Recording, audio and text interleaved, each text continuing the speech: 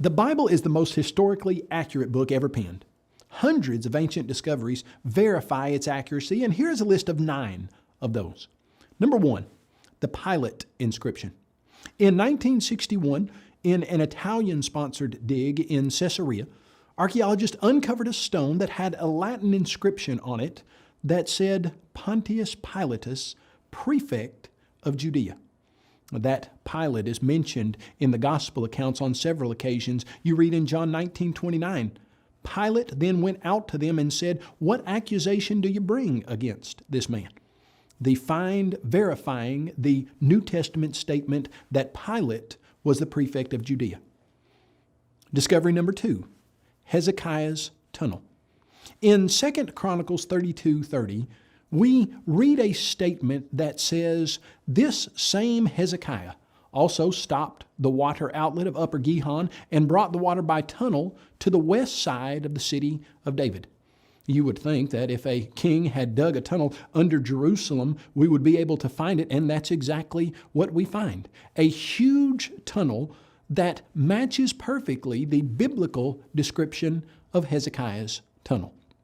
Discovery number 3, the Taylor Prism.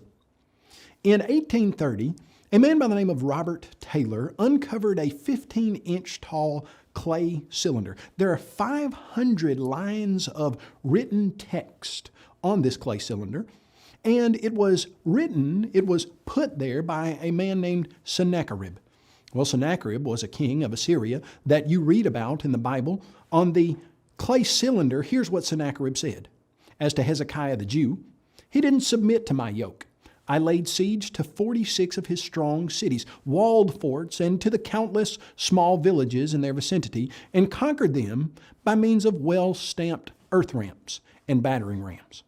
It's interesting when you compare Sennacherib's statement of what he did with the biblical statement of what he did. In 2 Chronicles 32:1, we read, Sennacherib, king of Assyria, came and entered Judah. He encamped against the fortified cities, exactly like Sennacherib says he did. Discovery number 4, the David inscription. For many years, people said that David was a figment of the Israelite imagination because no archaeological finds had been discovered that verified his existence. And yet, in 1993, in Tel Dan, there was a man who was working named Abraham Byron who discovered a stone, and on that stone was the inscription of an Israelite king from the house of David. The Bible uses that very designation in 1 Kings 12, verse 19. The David inscription validated the biblical text. Number 5, the Moabite stone.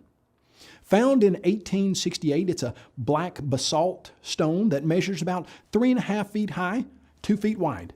On that stone, Mesha, the king of Moab, cut lines of text in about 850 BC. Mesha mentions that Omri was the king of Israel who had oppressed Moab, but then Mesha says he saw his desire upon Omri's son and upon his house.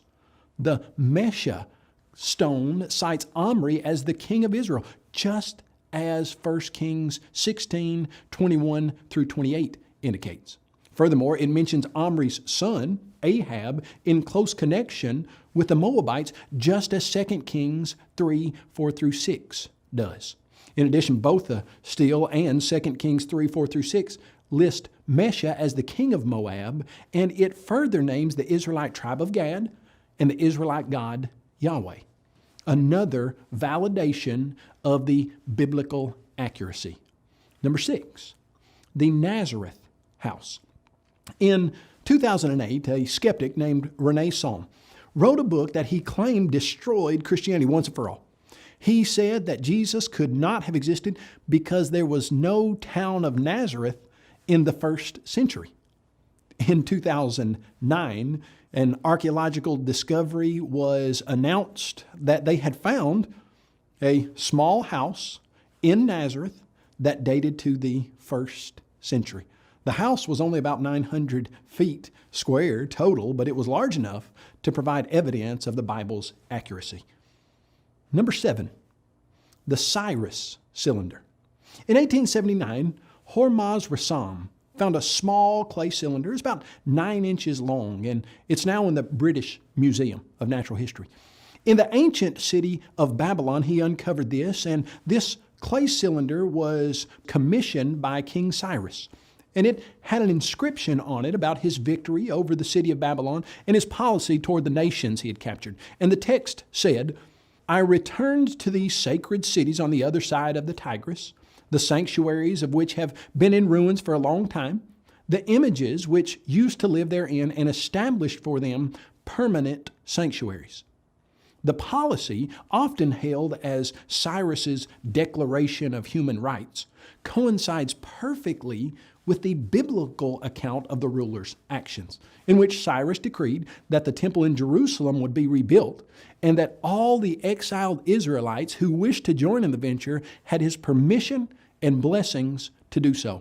You'd read that in Ezra chapter 1, verses 1 through 11. This little 9-inch long clay cylinder stands as impressive testimony that validates the biblical accuracy. Number 8, the discovery of the Pool of Siloam. In 2004, a majestic stepped entrance to the Pool of Siloam was uncovered in the area known as the City of David. In John chapter 9, verse 7, we read that Jesus said to a blind man, "Go wash in the Pool of Siloam," which is translated sent. So he went and washed and came back seeing. Validation once again of the biblical accuracy. Number 9, the Hittite tablets. For many years, people made fun of the biblical text and said it mentioned people and places that never did exist. One of those groups was the nation of the Hittites.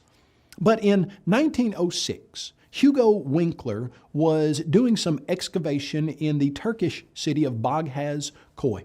There he uncovered 10,000 clay tablets that documented the history of the Hittite nation, and they discovered that that area was the capital of the Hittite nation. In Joshua chapter 11, we read about the Canaanites in the east and the west, and the Amorite and the Hittite.